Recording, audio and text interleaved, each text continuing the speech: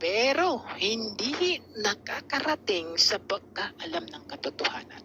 No? Basa lang ng basa ng Biblia, ang sabi sa Marcos 4:11, ginawa ang INC sa pamamagitan ng talinghaga. Bakit? Binulag nga ng Diyos ng sanglibutan sila, kaya hindi sila nakakaunawa na si Kristo ay Diyos. 2 Korinto 4:4, na Diyos ng sanglibutan ang pag-iisip ng mga INC. Napakaliwanag ng talata. Ang banggit, yung mga INC, binulag ng Diyos ng sanlibutan. O, maniniwala ba tayo sa pahayag ni Taga Carlos? Bulag nga yan eh. Bulag. At yung mga ngaral nila, kasangkapan ng dyablo.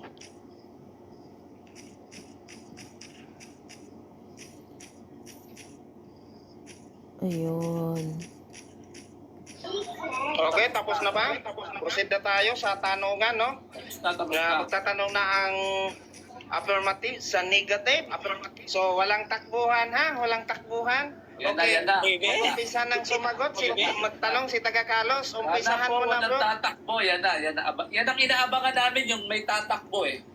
Angkat mo si Taga Carlos, kuya. Angkat mo. Angkat mo. Unang tanong. Tanong na. May gagawin pa ako. Tanong na kayo. Yan na naman. Game. Tanong na kayo, tanong na. Unang tanong. Napakahihina ninyo. Sige, tanong. Tanong na. Okay. Tanong Unang na. tanong. ang paksaba natin ay patutunayan ko na si Kristo ay hindi Diyos. Yes or no? Parehas lang yun. Yes. Okay. Ibig sabihin, dahil yan ang patutunayan ko, ibig sabihin, ang patutunayan mo, si Kristo ay Diyos. Yes. Next question. Galingan mo Yes. naman, Taga Carlos. Pambihira ka. Ang hina-hina ng tanong. Sagot. Binigay ba sa iyong oras? May pinatunayan ka ba na si Kristo ay Diyos? Meron o wala? Yes, napakaliwanag ng talata. John 1:1 na yung berbo ay Diyos. Ang linaw-linaw at tinanggap mo yan kanina. Next question. Galingan mo. Yung bang pagpapaliwanag mo sa debate nyo ni Midan, pagpapatotoo ba yun na si Kristo ay Diyos? Okay, now out of topic ka na, bro. Out of topic ka na, Mr. Moderator. Out of topic. Magtanong ka sa mga nilatag. Okay, sa topic lang tayo. Objection, moderator. Ano objection mo? Objection, moderator. Wala siyang inilatag. Nagdahilan siya tungkol kay doon sa debate nila na Midan. Ibig sabihin, yun ang inilatag niya. Kaya hindi ako out of topic. Dahil dinamit niya yung mga salitang yun. Teka ako, dinamit Dito niya kasi ginamit yung Tahimik ka pagdadahilan muna, niya. okay. So magro-rolling na ako. Dahil wala pala siyang topic na nilatag, doon siya tanungin doon sa nilatag niya ngayon. Okay. Okay, next question. Galing. Ang inilatag mo ba ay yung pagpapalusot mo sa hindi mo pag-atras mo sa debate ni Midan? Yes or no? No. Kasi may nilatag akong mga talata. Ang liwanag ng mga talata ko, John 1:1, Unang Timoteo 2 Timoteo 3:7, Daniel 12:10, at Marcos 4:11, Unang Korinto 4:4, ang daming talata. Doon ka magtanong. Next question. Kanina ginamit mo rin, narinig ko, ang pangalan ng kapatid na Eranio Manalo. Kasama ba yon sa patutunayan mo? Yes or no? Yes, kasama yan dahil yan ang mga ngaral mo. Siya ang nagturo sa iyo ng kamalian na si Kristo di umano ay hindi Diyos. Kaya kasama siya doon. Pananagutan niya yon kasi tinuruan ka ng maling aral. Next question. Okay. Sabi mo yes. Kahit na ang patutunayan mo, si Kristo ay Diyos. Ngayon, yung mga ginawa mo ba Naglatag ka ba o umiyak lang? Naglatag ako. Napakaganda ng mga latag ko at giniba ko ang istan mo. Boy, magtanong ka, galingan mo. Walang kalatoy-latoy Sabi yung mga mo, tanong mo. Sabi mo, naglatag ka. Yung bang paglalatag mo na out of topic, paglalatag ba yun sa debating pinagtatalunan natin o pag-iyak mo lang? No, hindi out of topic. Ginigiba ko nga yung istan mo at napatunayan natin na si Kristo ay Diyos. Napakaliwanag sa John 1:1. At ikaw naman ay hindi ka nakakaunawa ng Biblia dahil naturuan ka ng maling mga ngaral. Hindi kayo nakakaunawa dahil binulag kayo ng Diyos ng sanlibutan. 2 Korinto ng 4:4. Next question. Galingan mo. Next question. Ngayon, napatunayan ko na umiyak ka lang, punta na tayo doon sa sinasabi mong natibag mo. Susubukin ko ngayon, natitibagin mo itong aral na inilatag ko. Dito na ako sa aral. Si Sword. Ang sabi sa unang 1:5:20, ito ang tunay na Diyos. Sino ang ipinakikilalang tunay na Diyos doon? Si Kristo, napakaliwanag. Yung ito, tinutukoy na malapitan. Walang iba yung subject na naparito. Yung anak na inutusan, John 12:49. Si Kristo, yung tunay na Diyos. Next question. Galingan mo, bro. Sabi mo, si Kristo ang pinatutunayan na tunay na Diyos doon. Sabi din doon sa talata, alam natin na naparito ang anak ng Diyos. Naniniwala ka ba na yung Diyos may anak? Yes, yung Diyos Ama, may anak yun. May anak yun yung Diyos Ama. Kaya yung Kristo na anak niya, inutusan sa John 12:49. Bro, may anak yun. At yung naparitong anak, yun ang Diyos. Yung may anak ba, na Diyos, yun ba ang tunay na Diyos? Yes, parehas sila tunay na Diyos. Parehas. Tunay yung Objection, Ama. moderator. Tunay yung Kristo. Objection, Parehas moderator. tunay na Diyos. Objection, moderator. Umiyak na. Kag-iiyak Ang tanong ko sa kanya, yun ba ang may anak doon, yun ang tunay na Diyos? Ayaw ng moderator. Sagutin mo na lang. Yes. Yung Ama, tunay na Yes. Diyos. At yung anak na ito, tunay ding Diyos. Okay. Nakakaliwanag. Kung sabi mo kanina, ang tunay na Diyos may anak at si Kristo ang tunay na Diyos. Sino ang anak ni Kristo? Mali ang tanong mo dahil walang anak si Kristo. Ang may anak, yung Ama.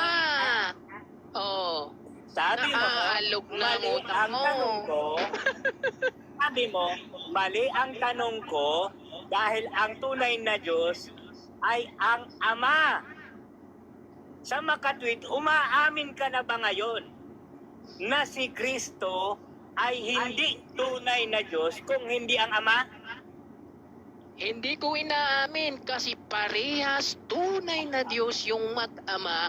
Galingan mo, hindi ka pa nakakapuntos. Galingan mo, taga-Kalos. Nasa talata ba na mag-ama ang tunay na Diyos? Yes, napakaliwanag ng talata. Na yung mag-ama, yun ang tunay na Diyos. Kung ganon, basahin mo nga ang unang 1:5:20 kung may mababasa kang mag-ama ang tunay na Diyos, letra por letra. Okay. Ang trabaho mo, taga-Kalos, ay magtanong, hindi ka pwede mag-utos ng iyong nasa undercross. Okay? Magtanong ka, bro. Okay, sige. Nawala ka sa sarili. Hindi na kita uutusan. Oh, Hindi tanong, na kita tanong. uutusan. Galingan mo. Tanong, Sa galingan. unang 1:5:20 ba, may mababasa ka letra por letra na mag-ama ang tunay na Diyos?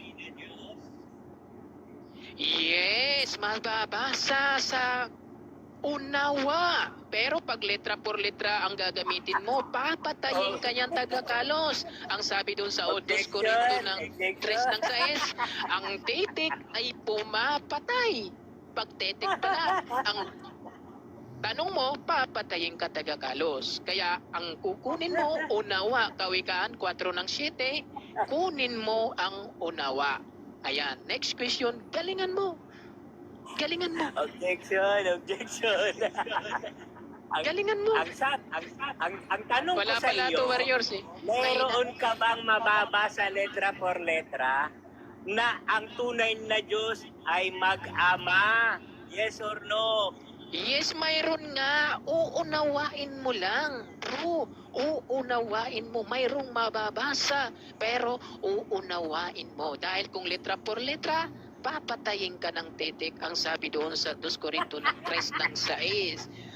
Next question, galingan mo, pre. Ang sabi mo, meron.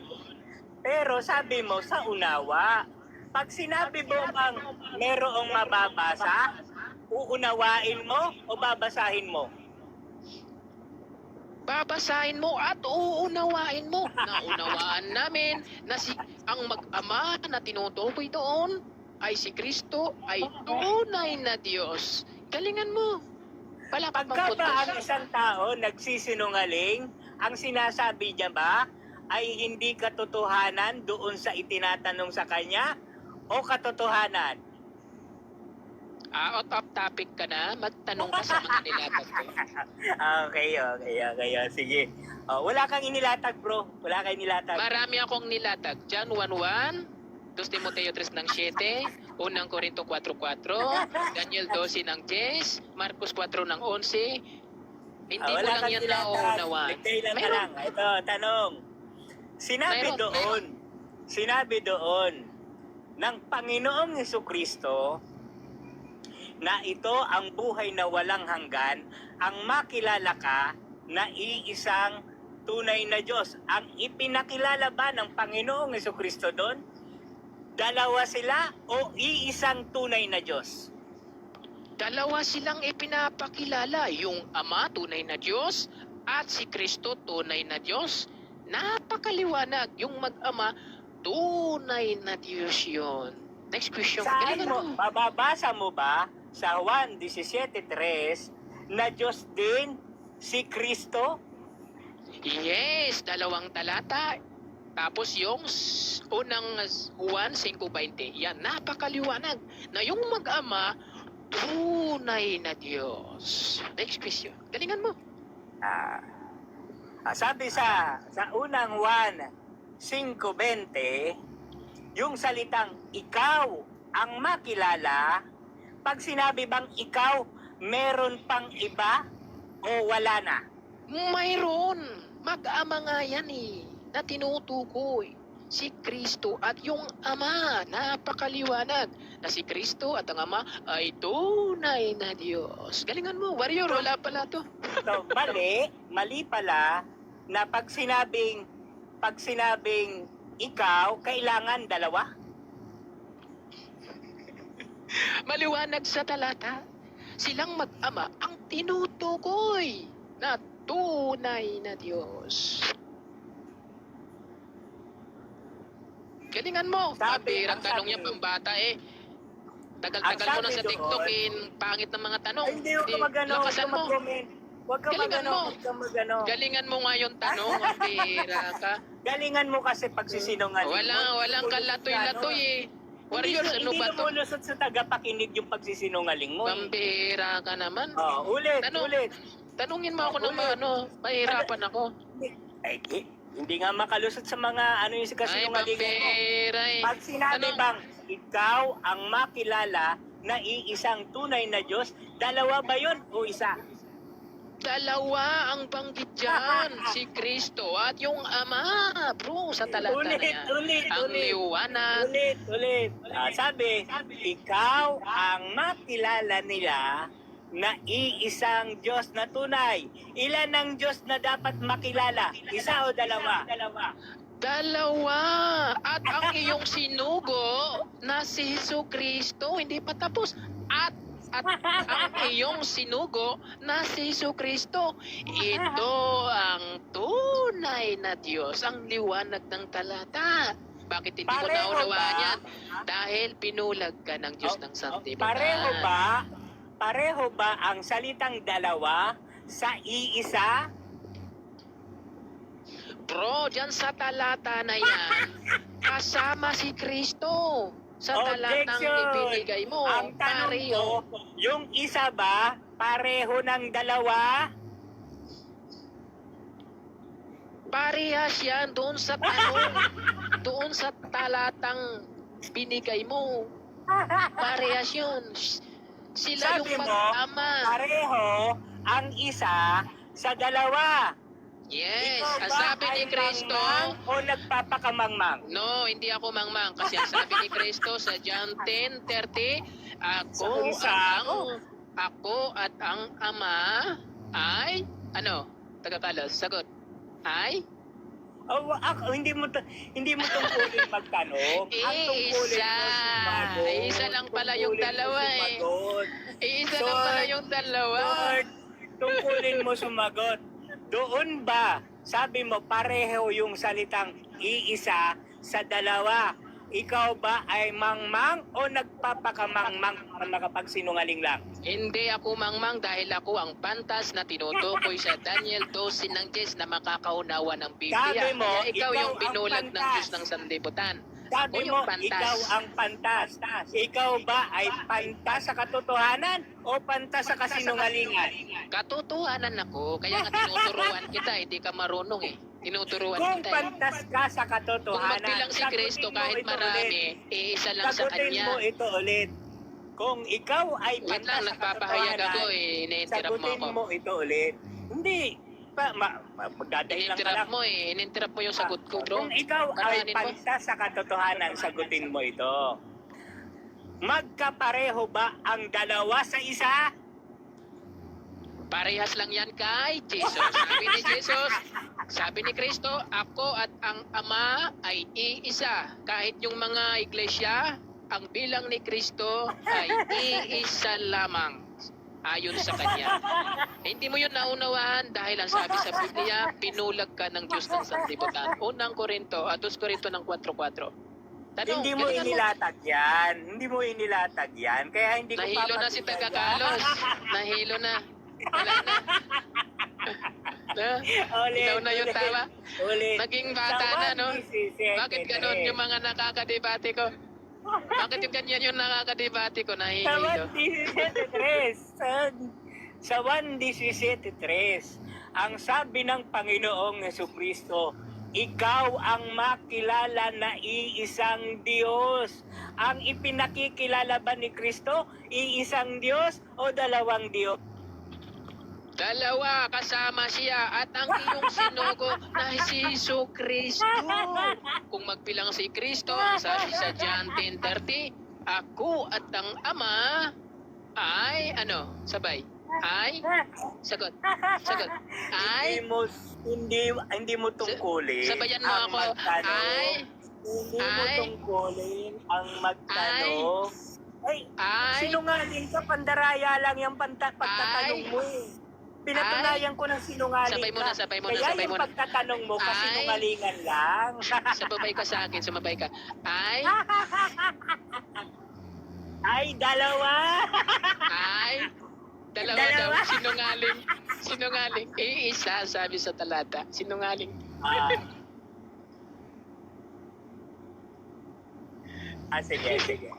Sige. Ito ang itatanong ko, last question. Napatunayan mo ba sa pagsagot mo na pareho ang isa sa dalawa? Napatunayan mo bang pantas ka o sinungaling ka?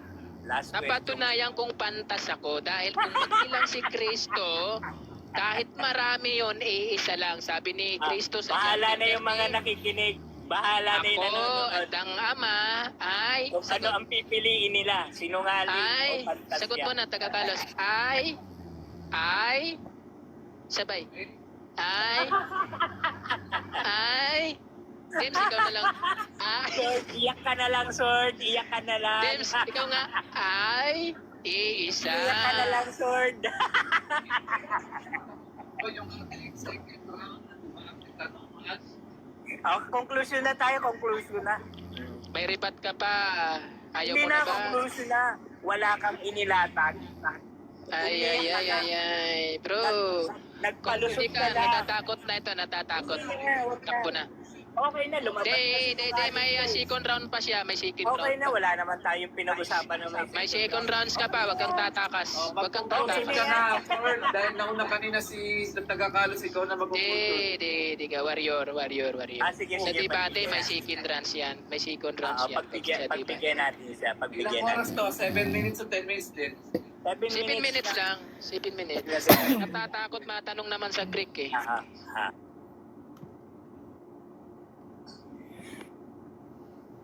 Ano ko na lang sa inyo kung ano yung ginawa ni Sword. Hindi siya nakikipagdebate. Unang-una, hindi niya binangga yung aking mga doon sa, kumbaga, yung tanungan namin, yung question and answer ba, yung cross-examine niya sa akin, hindi niya binangga ang mga aral na inilatag ko patungkol doon sa pagiging hindi Diyos ni Kristo. Ang ginawa niya, nagtanong siya ng mga Greek. Kasi yun lang ang paraan niya para maiwasan yung mga inilatag kong talata. Maliwanag yun. Pagkatapos, noong siya ay naglalatag na dapat ng mga aral, anong ginawa niya? Binanggit niya si Midan. Binanggit niya kung ano-ano doon sa kapatid na Eranyong Manalo. Kumbaga, nagparatang siya, hindi naman siya talaga naglatag. Makikita niyo kung gaano kahina ang aral niya. Kasi hindi niya magawang maglatag. Hindi niya rin kayang banggain yung aral na inilatag ko. Patungkol doon sa 1.840, sa unang 1.520, sa 1.17.3. At ang malupit, noong na ako na ang nag-cross-examine sa kanya, patungkol doon, pinipilit niya magsinungaling. Maliwanag yun. Saan niyo naman makikita na ang isa at ang dalawa magkapareho? Saan niyo makikita yun? Pero ano sagot niya? Magkapareho yung isa at dalawa. Ano ang dahilan? Bakit niya naisagot yun? Alam niyo, sa totoo lang, nagpakamangmang siya eh. Alam niyo kung bakit niya isinagot yun? Para palabasin, hindi niya kasi mapalitaw na si Kristo, ang sinasabi ni Kristo, isa lang ang dapat makilalang Diyos. Ang gusto niya, dalawa. Gusto niya dalawa. Kaya napilitan siya na pareho lang. Sinagot niya ng kasinungalingan na yung isa at ang dalawa ay pareho lang. Pinakita niya talagang sinungaling siya. Para lang mailusot yung kanyang paniniwala na hindi naman itinuro ng Panginoong Jesucristo sa 1.17.3 na ang itinuturo ng Panginoong Jesucristo na ikapagtatamo ng buhay na walang hanggan ay kilalanin ang iisa lamang na Diyos. At papaano din kikilalanin ng Panginoong Jesucristo? Diyos din ba? Hindi. Isinugo ng Diyos. Ito pakatandaan natin pakaliwanagin natin ang ating pag-iisip. Hindi katangian ng Diyos na siya ay isinusugo. Hindi rin katangian ng Diyos na ang Diyos ay magpapakumbaba. Kasi ang Diyos siya yung naaawa, hindi siya nagpapakumbaba. Si Kristo, alam natin ang dahilan niya, ang dahilan ng mga naniniwalang si Kristo ay Diyos. Dahil kaya siya namatay, ay nagpakumbaba. Nagpakumbaba daw. Hindi mga katangian ng Diyos yun. Kaaawaan ka ng Diyos, pero ang Diyos hindi kailanman magpapakumbaba. Katibayan niya na hindi Diyos si Kristo. Na si Kristo, yung dahilan nila, kaya raw namatay, ay nagpakumbaba. Hindi katangian ng tunay na Diyos yan. Hindi rin katangian ng tunay na Diyos na isinusugo siya. Ang Diyos ang nagsusugo. Hindi ang Diyos ang isinusugo. At hindi rin magpapakumbaba ang Diyos na susunod sa utos ng sino man para magpakumbaba. Alam nyo, ginawa nilang mapagpakumbaba ang Diyos para gawing yung tao Diyos. Kumbaga, hindi na aral yan eh. Hindi na sa Diyos na aral yan. Hindi na rin aral ng Panginoong Jesucristo yan. Ano ang aral ng Panginoong Jesucristo? Kompleto yung talata na sinasabi doon sa 1:17:3. Ano ang sabi sa 1:17:3? Ito ang buhay na walang hanggan. Kompleto. Ano